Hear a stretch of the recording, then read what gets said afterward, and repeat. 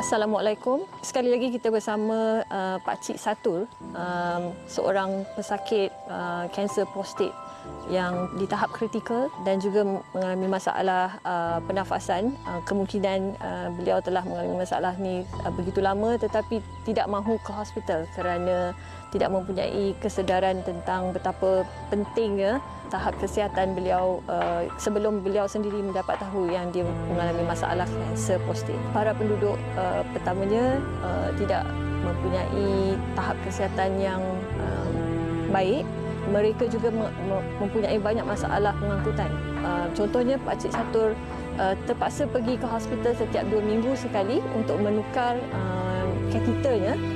Tetapi beliau perlu mendapatkan bantuan jiran-jiran untuk membawa beliau ke hospital. Jadi dengan bantuan dan juga derma dari orang ramai, pihak Yayasan Ikhlas telah menyediakan sebuah wheelchair ataupun kerusi roda untuk membantu keluarga ini memudahkan pergerakan mereka untuk membawa Pak Cik Satul ke hospital. Dan juga supaya beliau mendapat lebih bantuan untuk masalah kesihatan beliau.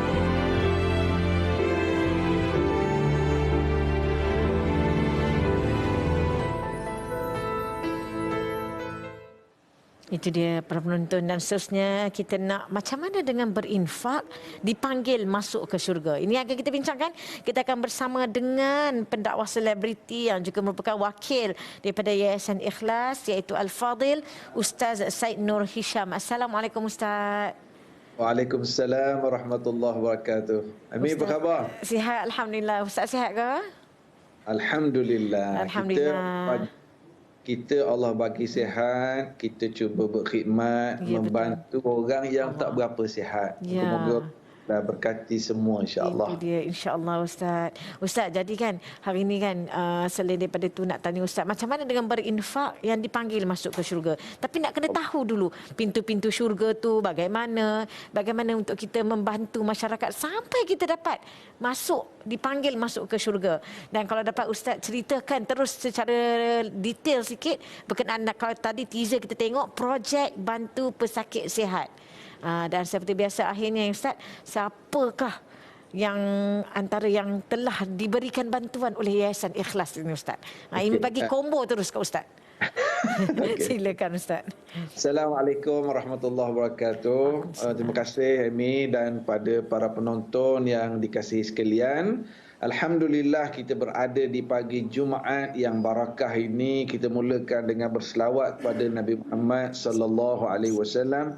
Allahumma salli ala sayyidina Muhammad wa ala alihi wa sahbihi ajma'in. Moga-moga kita diberkati semua. Bagaimana yang kami tanya tadi, satu usaha yang dilakukan oleh pihak Yayasan Ikhlas dinamakan Projek Bantu Pesakit Sihat.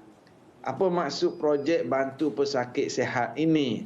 Adanya pesakit-pesakit yang telah menjalani pembedahan, yang ialah mereka diuji dengan sakit yang berpanjangan. Jadi, ada maklumat di hospital ni, ada maklumat. Dia ada satu jabatan kebajikan sosial di hospital, jabatan kerja sosial di hospital. Jadi, Yayasan Ikhlas ni ramai doktor-doktor yang terlibat dalam Yayasan Ikhlas. Ramai doktor yang menjadi sukarelawan dalam Yayasan Ikhlas. Jadi ada kontak direct dengan pihak hospital, mendapat maklumat-maklumat berkenaan dengan pesakit-pesakit yang memerlukan rawatan follow up, yang memerlukan keperluan seperti wheelchair, katil orang sakit di rumah, ada yang perlu kaki palsu, ada yang perlu alat pernafasan, pendengaran. Jadi ada maklumat ni daripada pihak hospital disalurkan pada Yayasan Ikhlas. Yayasan Ikhlas buat kempen, ajak masyarakat menyumbang. Jadi di sinilah kita mewar-warkan ruangan peluang untuk masyarakat melakukan infak. Moga-moga dengan infak ini menjadi pintu syurga kepada kita. Allahu Akbar. Kita tak tahu kita nak masuk ke syurga melalui pintu mana. Jadi kita pelbagaikan usaha. Nanti Ramadan datang, kita berpuasa sebaik-baiknya. Membaca Al-Quran dan salah satunya ialah melalui moga-moga dengan pintu infak.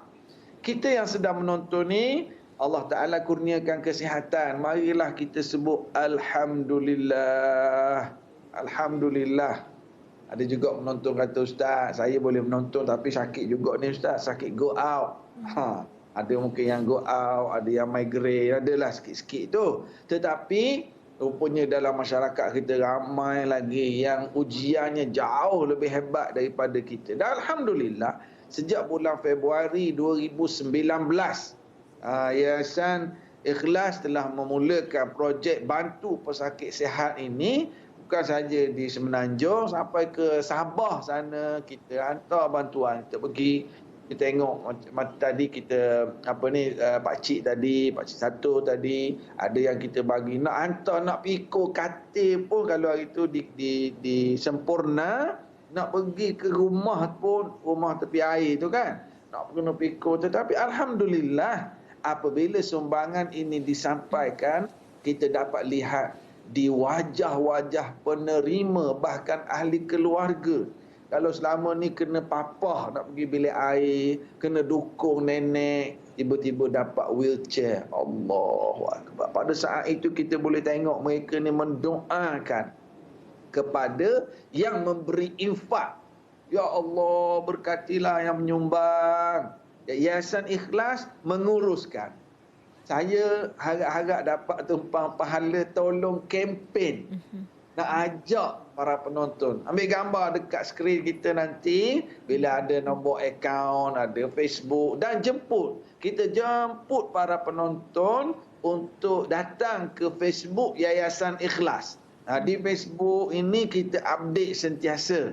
Apa aktiviti-aktiviti yang dibuat, sumbangan-sumbangan yang disampaikan. Dan ini juga salah satu kita tunjukkan tanda bersyukur kita kepada Allah di atas nikmat kita para penonton ini, nikmat sihat yang kita dapat, nikmat rezeki yang kita ada. Tunjukkan cara bersyukur dengan berkongsi dengan insan-insan yang kurang bernasib baik ini. Bahkan kalau ada di kalangan kita yang sendiri dalam keadaan tak sihat, dalam satu hadis, dawu mardakum bis sadaqat. Walaupun hadis ini hadis yang dhaif, tapi ulama sebut boleh beramal dengan fadilat, fadailul a'mal. Rawatilah orang sakitmu dengan bersedekah. Kita kalau tengah sakit, kita bersedekah. Kita yang sedang kuarantin, positif COVID, ataupun ada ahli keluarga kita yang positif COVID, kita bersedekah. Moga-moga dengan bersedekah itu, penerima sedekah, penerima infak kita tadi doakan untuk kita. Ini yang disebut oleh ulama. Maknanya rawatlah sakit kamu dengan bersedekah. Penerima itu nanti akan doakan untuk kita. Ambillah peluang hari ini, kita berada di penghulu segala hari, kita duduk hari Jumaat hari. Ya, betul. Ibnu Qayyim menyebut bersedekah pada hari Jumaat lebih afdal daripada bersedekah pada hari-hari lain. Sebagaimana afdal bersedekah pada bulan Ramadan lebih afdal daripada bulan-bulan lain. Maksudnya sedekah pada bulan yang lain dapat pahala. Sedekah Ramadan lagi power pahala. Kita berinfak pada hari-hari yang lain dapat pahala. Infak pada hari Jumaat lagi banyak pahalanya. Ambil peluang. Dan jangan kita bertangguh. Ada dah niat, ustaz dengar ustaz rasa macam nak sedekah. Ambil gambar, ambil nombor akaun kita. Ini website kita, hantar ke anak. Ustaz, acik tak andai nak transfer ustaz. Ambil gambar dulu, bagi tahu ke anak, mama nak bagi 500, nak bagi 1000 ni. Simpan banyak-banyak pun nanti macam mana? Jadi tolong ambil gambar, dua anak tolong transfer insya-Allah. Itu dia, insya-Allah. Itu dia, insya-Allah Ustaz. Dan juga para penonton, inilah dia, ambil gambar. Pak kata Ustaz kata tadi ambil gambar. Amy pun duk sibuk terpaku dengan Ustaz punya kuliah tadi ni. Jadi ambil gambar, inilah dia bagaimana untuk menyumbang kepada Yayasan Ikhlas. Ayuh kita bantu pesakit sihat. Boleh ke laman web bantupesakitsihat.com, hubungi HQ kalau nak tahu lebih lanjut, ataupun hotline dan nombor akaun seperti yang tertera di kaca TV. Terima kasih banyak kepada Ustaz Syed Nur Hisham yang merupakan wakil Yayasan Ikhlas, Ustaz pendakwah selebriti ni. Itu dia, insya-Allah. Terima kasih. Terima kasih banyak Ustaz. Dan ya. Terima kasih banyak Ustaz. InsyaAllah Ustaz jangan lupa ajak ini makan-makan kan. Okey, insyaAllah para penonton kita nak berehat seketika. Kita kembali lagi selepas ini.